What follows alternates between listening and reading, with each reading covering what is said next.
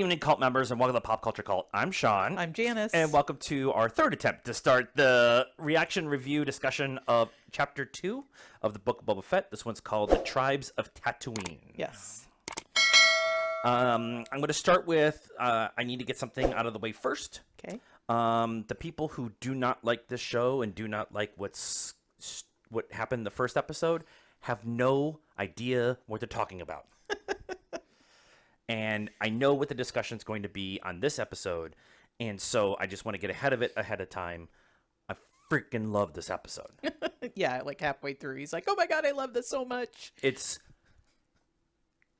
I've been waiting for them to do this, and the reason I'm so excited about it is because Star Wars outside of the movies, and sometimes within the movies, gets weird. Yeah. Especially in the animation, but it gets weird, and it's weird on purpose. Like, it's not like it's weird like it's like we're doing weird for weird's sake. Like, you're going to be in weird situations when you're in a galaxy with different life forms and different versions of life forms. Yeah. And you're talking about space wizards and stuff like that. So it gets weird. And it gets really weird in the animation with the Mortis arc and the World Between Worlds and all of these different things that they deal with the Force that is essentially a version of vision quests and kind of things, which is what is dealt with in this episode. There is a vision quest in this episode.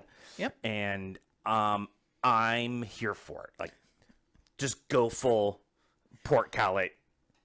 Weird. Like, just do it. I'm cool. I'm down with it. So, well, I mean, it's in the name, right? The Tribes of Tattooine. Right. So, I mean, we're obviously putting our own human earthbound experiences on this, but you know, lots of tribes, I think most tribes of indigenous people on our planet have some sort of coming of age vision quest kind of thing.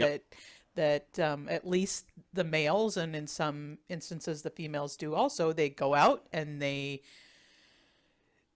tackle their demons and they find their spirit animal or whatever. Yeah. I think that Western civilization should learn something from it. I think we'd maybe I'm not saying that I've done a quote-unquote vision quest, but I have done something along the line of my rite of passage kind of quest. And every kind of culture and every kind of organization has that kind of thing. And just sometimes it's wrapped up in taking hallucinogenics, and sometimes it's the bar. You know, it's everything has that thing that you're trying to get through to prove that you're worthy of the status that you're working for. Sure. Yep. And so with that, let's talk about the second half of this episode first. Okay. With the train heist? The train heist. I was gonna say they've never done a train heist, but there's a whole train heist in Solo. So, yeah. And I'm a dummy. I like halfway through it, I was like, I didn't expect this episode to be a train heist. And I mean, to be fair, it wasn't like a quarter of the episode was a train heist. But you know, you felt it wasn't like in Solo where they're just doing a train heist to rob them. Right. The people, the creatures, the Tusken Rangers. No, on the train. Oh, yeah. We're shooting at the Tusken Rangers for basically no reason whatsoever, just because they happened to be there.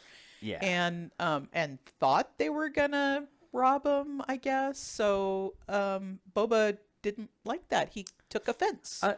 And I like the fact that in the last episode, with him defending the little boy, and then the little boy taking the credit for the kill of the Mortal Kombat creature, and the chief kind of recognizing that I know that was you. Yeah. And then this part of this episode was him learning how to use the gaffa stick, and he's it's Boba Fett. He's a mighty warrior, but using something like this is very different than using a blaster or his armor or whatever. Or a jetpack. Or a jetpack. Or knee darts. Or knee darts. Knee darts. I was going there. And the rocket and the funk. But that symbolized to me as a person who's been through that process that you are not, he was not the armor. Yeah. He is a mighty smart fighter. Yes. And he was able to pick up on that process and was able to learn it. And then when he got his ass kicked because his sensei, the chief's bride, whatever she is, she Chiefette. Chiefette, she, like, okay, you've learned this part. Oh, by the way, it can still kick your ass. Yeah. Like, and but also the respect of her picking him up and him like popping back up and like, okay, show me that now. Like, Yeah. I really like that. But it led to him getting emotionally involved with the Tusken Raiders. Yeah. And so that when the train came by and a bunch of them got killed, he was part of the funeral pyre, you know, and so he took it on himself to go kill the Pikes who attacked the moisture farmers in the previous episode, and then the biker gang, which we could do an hour on just him showing up to beat up the bikers. Like,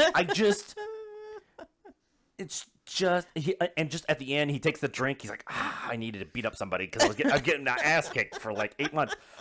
And I just had to throw a bunch of my friends, you know, on the funeral pyre. Right. But him leading the charge to teach the Tusken Raiders the modernization, which they kind of dealt with in the hut later, and teaching them how to ride the speeder bikes, and then teaching them how to attack the train, and then they attack the train, and then come to find out the train is run by the Pikes, and they're running spice, and so and he left them alive as a symbol of mercy, but also as a this is controlled by the Tusken Raiders now, and you need to pay tribute to get here. Yeah. And I love that whole process. I love that whole kind of. And I mean, I know we're talking about the second half first, but it ties in with the first half in he learned, or at least has shown in the past, that he believes instead of killing people, sending them back as a message or bringing them back as a message is a more effective tool than just killing people, because the person that they serve doesn't necessarily know why or who or whatever. So he's sending them back as a message. As we were sitting here talking about it, it's very early American Western history of the train coming through the Native Americans territory area, whatever, and you know they are outgunned by a more modern villain adversary, and so they've got bows and arrows and spears, and you know these trains are coming through and they've got guns. It's kind of was the same thing. It's very much the same thing, and that's not just a American West thing. That's happened a lot throughout the world. That's true. But specifically is, like we were saying earlier, a very American view of the show, and it's very American West kind of thing. And then Boba going on his vision quest to get what will be the basis of his gaffer stick. But that the tree enveloping him and his armor being swallowed by the Sarlacc pit, and him having to break free of all that, and kind of the symbolism, although we kind of got the physical of him getting out of the pit in the last episode, this is more of his letting go of that. Letting go of who he was as Boba Fett, the bounty hunter, and kind of bringing him into this tribe, and them saying like there's multiple tribes out there and stuff like that. But him like getting free of all of that was what I thought the vision quest was, and getting the basis of his gaffer stick and putting it all together and stuff, and then building up to the dance at the end, which again I freaking love. The haka is very important to the New Zealander, the Maori. I'm sorry if I'm saying that wrong, but it's very important, and that was one of the things that Tamora Morrison has actually wanted to bring in, and the gaffa stick, as he's been fighting with it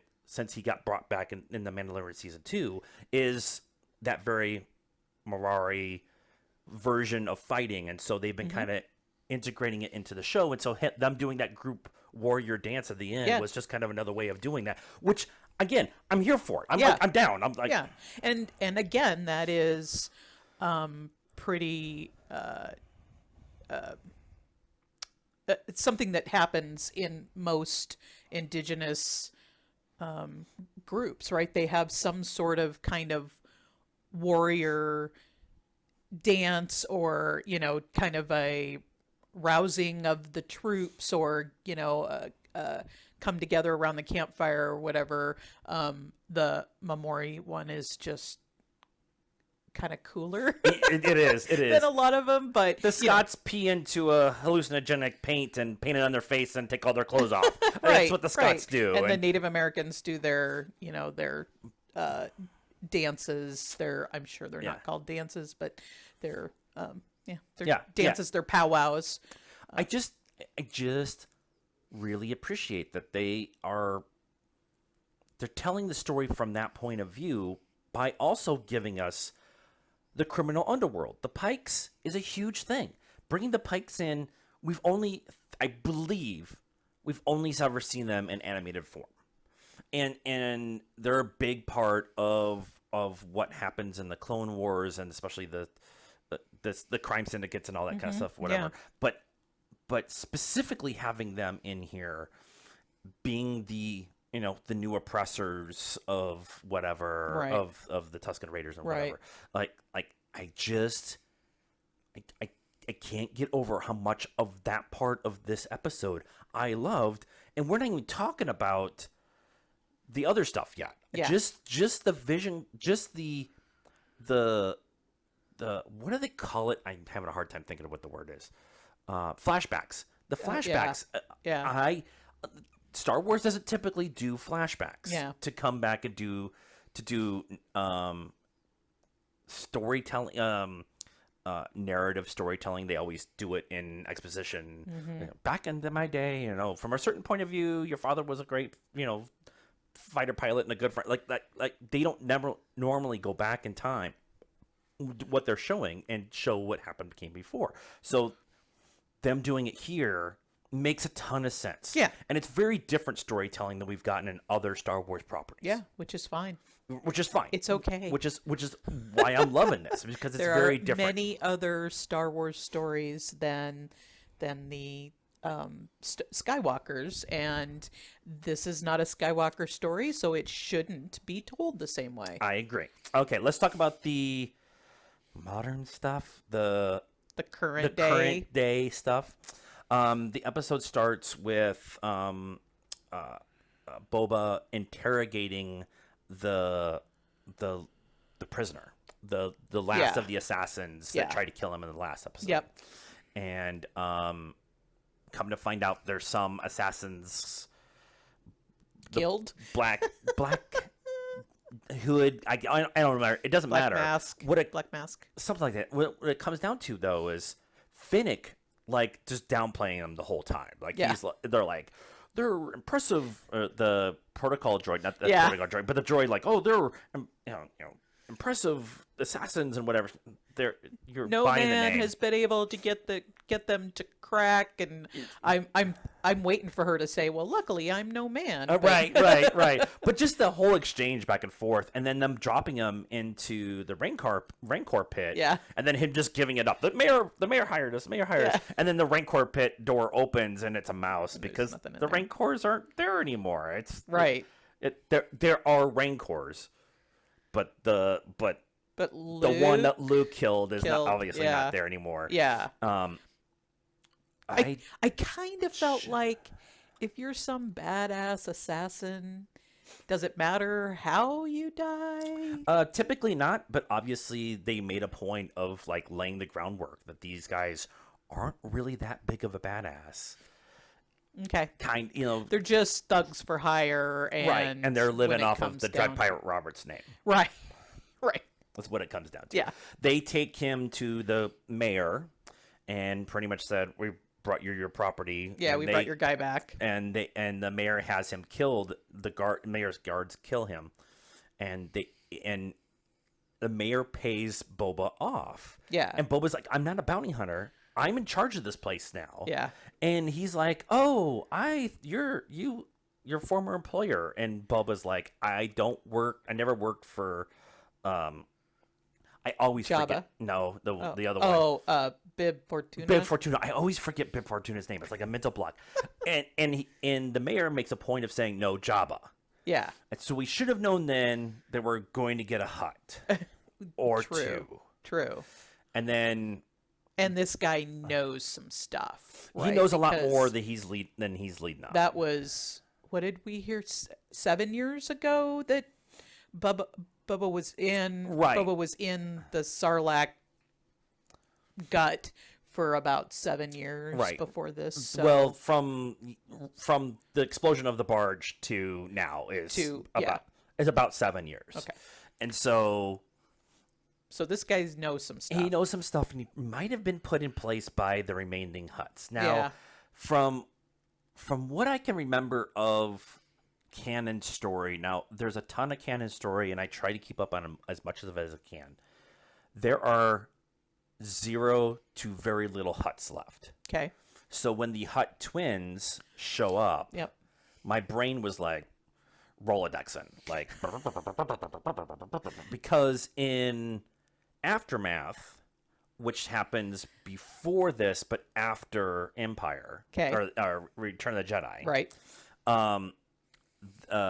one of the stories that's told in Aftermath is Freetown that Cobb Vanth is the sheriff of, and he uses Boba's armor to kind of be the sheriff Right, of this, whatever. right. They have a youngling hut, and they get the guy who's the leader, the Rancor guy, the Wrangler. the whatever. They go and hire him to raise this hut, to use the hut as a good hut to help bring stability to the area. Right. I think I remember you saying that. So- talking about that. So now we got these twins, brother and sister twins, carried on a litter. Yes. All the pomp and circumstance that they keep expecting Boba to have. Right. And they have an exchange between the twins and Boba. And that whole exchange is pretty much like, "This is my town." And they're like, "No, it's my town." And Yeah. they're like, "Okay, this is Yeah. going to come to a fight. This is going to come to blows." And then, so the giant black Wookiee that walks out from behind the litter is Black Chrysanthemum. I'm going to show you how it's spelled, and you can tell me how. Chrysanthemum? No. Chrysanthemum? Chrysantan. Black Krrsanta. Anyways, Chrysantan. Black Chrysanthemum, or BK, as I'm going to call him, is from. This is going to get deep. Back to the whole canon stuff. He first shows up in the Vader comic.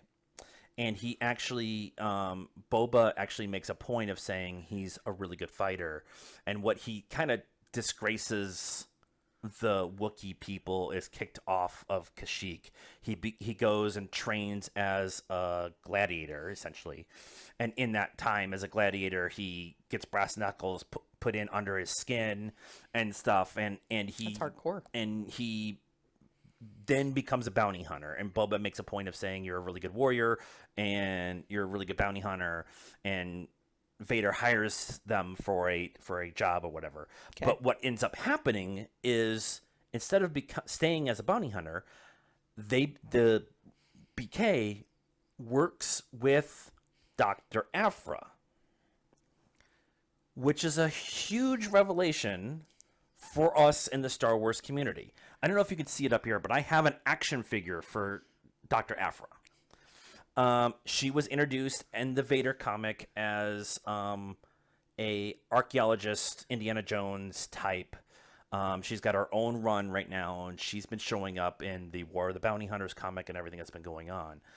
But having BK show up, working for the twins, lays some groundwork for what could be coming elsewhere within the Star Wars universe with a live-action Aphra, 000, that whole idea. And a lot of people have complained that The Mandalorian second season was introducing characters that we know from other platforms.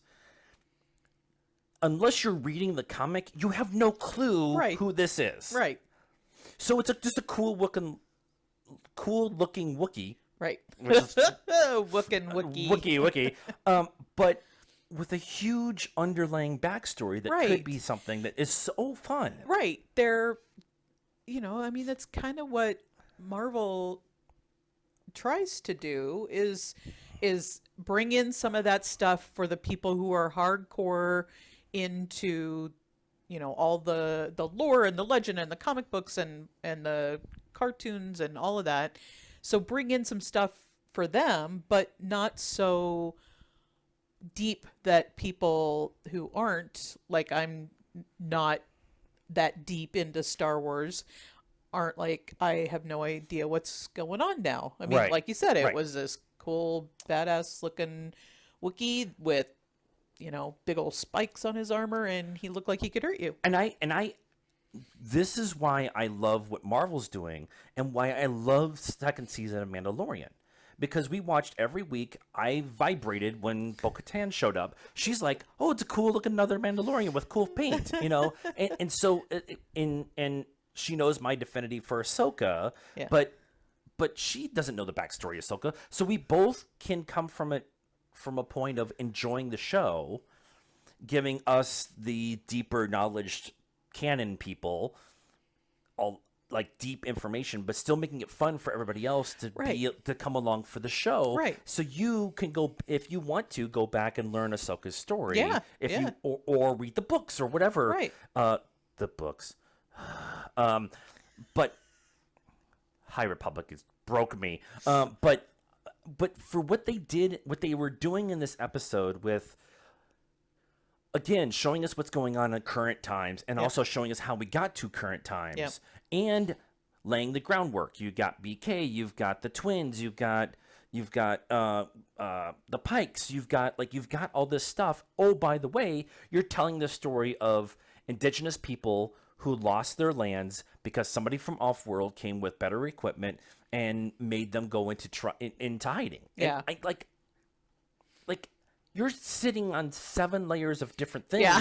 And it's so many stories. It's so good. It's so well done. I'm trying to think of, so after the twins leave, that's when they start up with the flashback. Yeah, they show him in the Bantha tank. And I like that visual narrative storytelling with we're doing a flashback because he's in the back of the tank and remembering. Yep. I like that visual. I'm a big show don't tell kind of storyteller at times, and so they're showing you, hey, this is gonna be a flashback that's coming. They set up the rules in the previous episode, and now in this episode they're moving it forward. Right. Yeah. You don't need to understand why he's in the Bantha tank. It's what he does. Right. He's been digested for 7 years. So. And I think at some point in time they're going to point out that his time is going to be limited.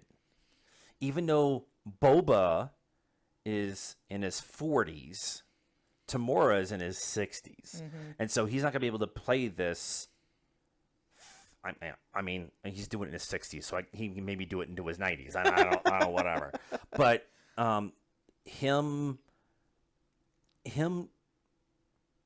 I feel like there's going to be some point in time that we're going to get to, he's either going to set up, I do know what we have to talk about. He's going to set up somebody else to be in charge. Like he's going to take over everything and then hand it off to somebody else and give it back to someone. Or they're just going to allow him to.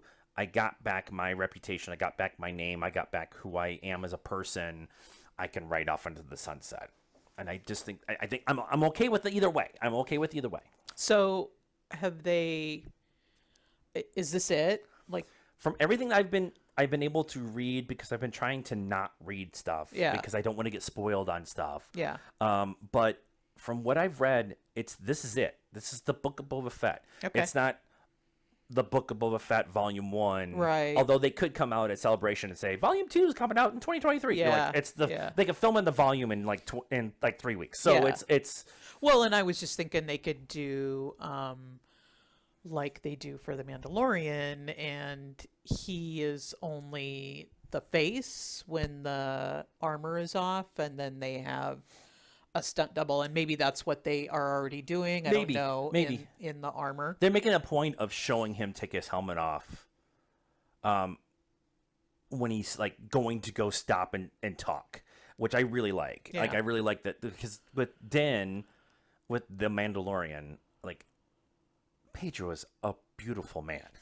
Take the helmet off, but they earned the right to take his helmet off and have it mean something Right. at the end of the second Right. season. Right. The one thing we didn't talk about was when the Hutts left, Fennec said, we're gonna have to kill them, or I think Boba says, we're gonna have to kill him, and Fennec said, we have to get permission. Yeah. And so I have a theory that the permission that he is going to have to get is the chief of the Tusken Raider tribe that took him in. He's kind of the unofficial leader of all of them, of all the Tusken Raiders. Yeah. And that this is going to be kind of the story of Book of Boba Fett is kind of going to be Dune, where an outside person comes in, unites everybody on this desert planet, and gives that planet back to the natives. Yeah. Yeah. Which I'm okay with. Like For a while anyway, or until for- the next. till the next. Where we're sitting right now, the Empire's gone. The First Order hasn't really started to build up. I mean, they are building up, but they're not in the galaxy In this area, yeah. And people are like, one of the reviews I saw from the first episode was, I want the story to not be so self-contained. I want it to go to Coruscant and Naboo and Kashimi and all kind of stuff. Okay. But you're right. If this is a big movie, I want it to go to different planets and Yeah. stuff like this. But this is the story of Boba This Fett. is the Book of Boba Fett. Right. Yeah. So, I mean, the Mandalorian can go to other planets or galaxies or whatever. And I think that the Obi-Wan series is probably going to be much the same as Boba Fett, Yes. right? Because it's also going to be on Tattooine. it's on Tattooine, and he doesn't really go anywhere for a pretty long time. Right. So 40, 50, however many years I it was, think so. I think at some point in time he is going to leave Tatooine, because if they bring the Inquisitors in, which there's going to be Inquisitors in this show, and if they bring the Inquisitors, he has to leave the world to take them away, to get them away from Luke. Yeah. And we don't need Luke to. Inquisitors were former Jedi who left the Jedi Council, or Padawans that left, and then Vader corrupted them and made them Jedi hunters after Order 66. Okay. And so they're used a lot in Rebels. The Inquisitor, the Second Sister, the Sixth Sister. I think the Sixth Sister was voiced by Sarah Michelle Gellar. And so so Book of Boba Fett. Book of Boba Fett. See, canon. But I want him to stay. I want Boba to stay on Tatooine. Yeah. And set up the crime world in this, and then we can use the crime world is now set up. Yeah. And we can kind of tell that story. Yep. Sprinkle it in everywhere else. Yep. Or do the syndicate or whatever that they were talking about doing. Yeah, the Pike Syndicate is that's you got Crimson Dawn, you got Pike Syndicate. I've been saying for a long time that Kira's going to show up in this series. If you're going to do the Crime Syndicate, Kira's going to show up. Well, the Pikes are already there. Yeah. So at some point in time, if somebody from Crimson Dawn shows up, then it's going to be game up. It's going to be a full on gang war, and it's going to be awesome. So there's our thoughts and discussion and reaction of the Book of Boba Fett Chapter 2 called The Tribes of Tatooine. What did you guys think of the episode and our discussion of it? Let us know in the comments down below. I'm going to get there. Please be nice. There's a requirement around here. Like this video, subscribe to the channel, hit the bell for notifications, and follow us on all the social media stuff, Facebook, Instagram, Twitter, and TikTok. Links are in the description down below. We're at 1,000 subscribers, so thank you very much for everybody who's followed us so far. Yay. And tell your friends. We like friends. And until next time, cult members, good afternoon, good evening, and good night now.